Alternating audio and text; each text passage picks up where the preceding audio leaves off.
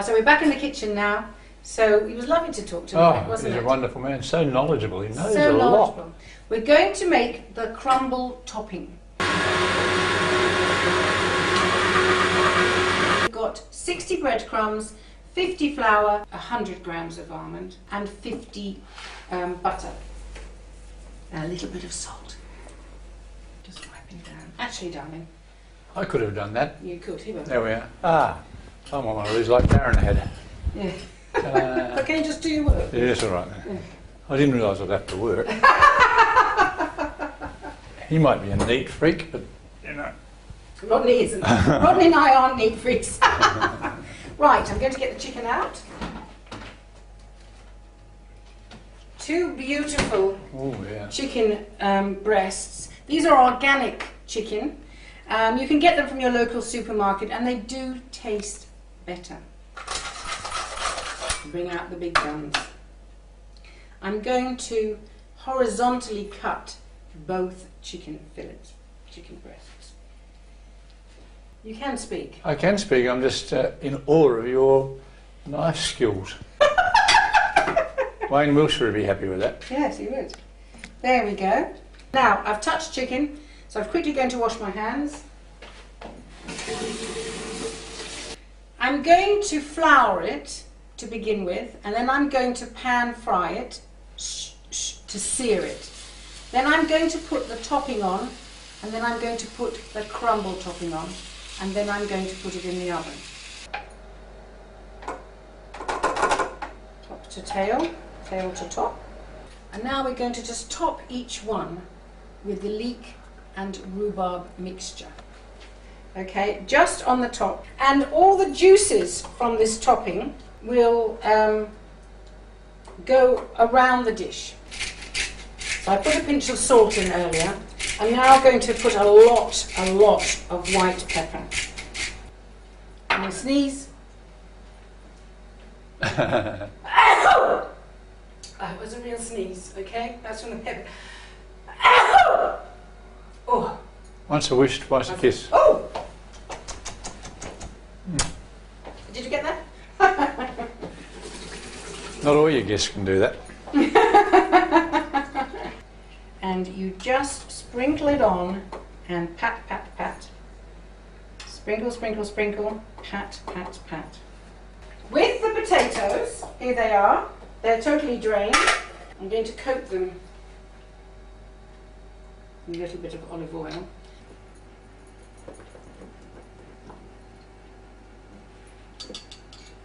There's one more ingredient I'm going to put in. You'll think I'm mad, and you'll think, oh, it's going to go all soggy. Oh, no, no, no, no, no. But it works, I promise you. Verjuice.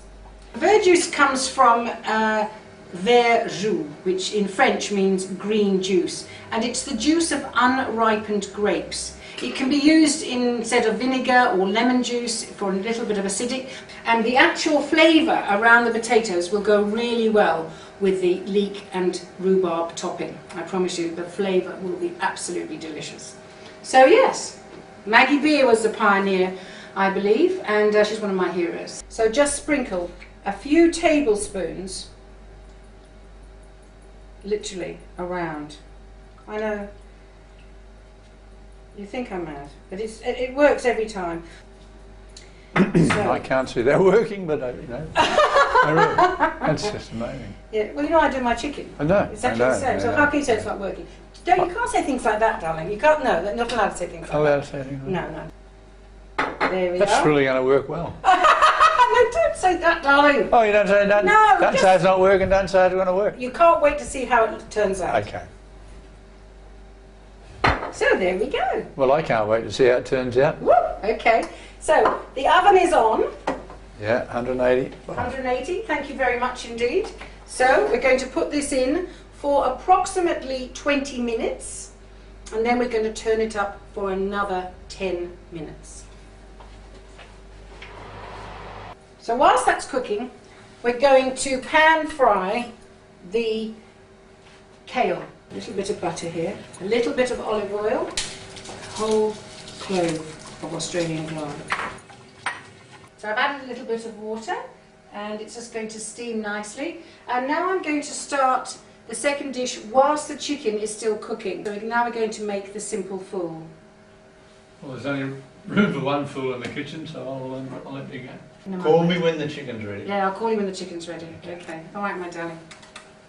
So now I've got these beautiful rhubarb for the rhubarb for the simple fool. With the rhubarb, I'm going to add some pear.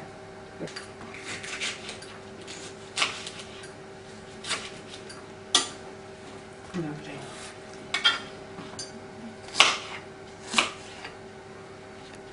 So I'm just going to put this in to a lovely pan. I've just put a little bit of butter in, and I'm only cooking it in butter, but lots and lots and lots of sugar. 3/4 of a cup of sugar. And the butter and the sugar are going to create a most beautiful, beautiful flavour around the pears and the rhubarb. And we are going to let that go to almost a puree and make it into a fool. So now look at that. That's creating a beautiful, beautiful syrup. I'm going to put a lid on, a tight fitting lid, and turn it right down. Now we're just about to plate up, and what I'm going to do is just to put some raw red onion through the kale. Just a tiny weensy bit of garlic. And then put in this lovely onion. Okay, a bit of sherry vinegar, like that. Tiny weensy bit. Little bit of olive oil. Darling? Hello, you ready? Yes, so, Ready. right. So, the chicken is ready to come out of the oven. So here's Rodney, okay. And Here I'm we are. hungry, I'm waiting, I'm You're excited. I am excited. It smells fantastic. Look at that. Cannot, whoa, and look at that. Holy Isn't moly. that lovely? Oh. Ah. We put it in for 20 minutes, and then we looked at it, and then we turned it up for 10 minutes, and then we looked at it, and then we put it in for another 5 minutes. So altogether this has been in for about nearly, well, say 35, 38 minutes. These are the potatoes, you see, and they've all crisped up. Can you see it? Beautiful. So the verjuice is actually... Yeah, the verjuice is totally and utterly evaporated. Hey, you didn't make enough noise there, my darling. I think you could make a bit more noise. We're now going to plate up. There we go. Just some of the beautiful, beautiful potatoes. This is the lovely curly kale with the wilted red onion, which has retained its colour. I know you don't like kale, darling, but what we're going to do is to ask you to try it. Well, that's enough to try. That's plenty to try.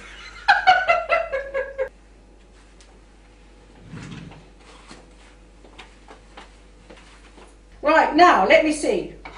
Shall we have a look at the way the cooked chicken has been cooked? Right in the centre here. Look at that. The chicken is still moist. Beautiful moist. Mm. Total winner. So we're just going to eat it now. Mm. Okay, eat it all up. Mm. Is this where it goes all fast? Yeah.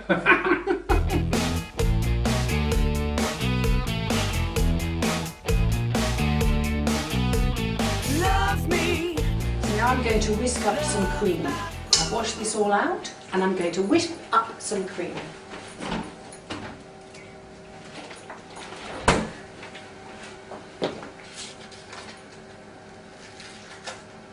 Now this is 600, sorry, this is 300 millilitres. Doesn't that look beautiful? All beaten up, oh, gorgeous, gorgeous. So now I'm going to layer it with the puree of pear and rhubarb. Now to this mixture, I'm going to add another ingredient, because ginger and rhubarb are very, very, very close friends. Very, very, very close friends.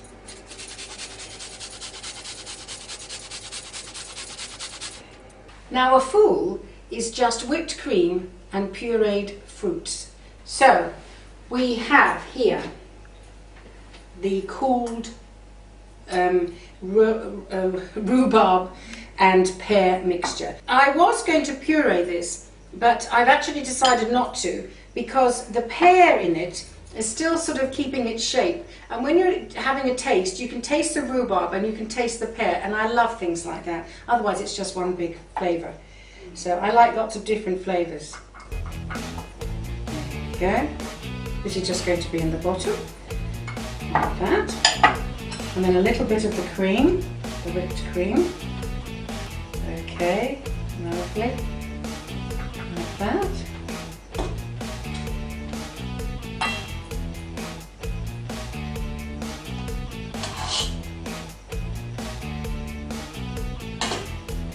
A little bit more of the full. You want to see the full at the edges, remember. Me and my presentation. So there we go. Everyone's giggling in the background. There we go. That goes on there like that. That goes on there like that. Okay. Now I've lightly toasted some almonds. Actually, quite darkly toasted some almonds, but I love them like that. And I'm just going to sprinkle those on the top. Okay. So this is the finished fool, our little simple rhubarb and pear fool. Now Ronnie and I will actually devour this off camera, because he's only just finished his meal and he just needs to digest before he starts having a pudding. But I hope you've enjoyed this show. We've really enjoyed making it today. Obviously seeing the rhubarb actually being picked, brought to our kitchen and then cooked in 2 different ways. So we also were very lucky to have Mike Tamburri to come in and to teach us a few things. He's a very, very knowledgeable man, as we said earlier, and we really, really enjoyed having him. He was so busy today, but he just managed to come in just to be part of our show. How generous is that? So anyway, here's our 2 dishes today, our chicken rhubarb crumble and our simple rhubarb and pear fool. So I hope that you will love me and love my food. Taking a train back down to the river. I'm very careful now, Lizzie. Something is going to fall out of the cabinet.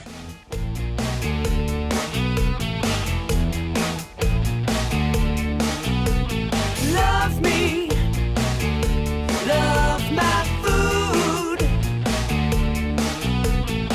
We're in the kitchen with Lizzie B. What is she cooking? Something yummy. Love me, love my food. Just let the camera rolling. Bye. That's a definite dinner value. And so simple. It's a simple food.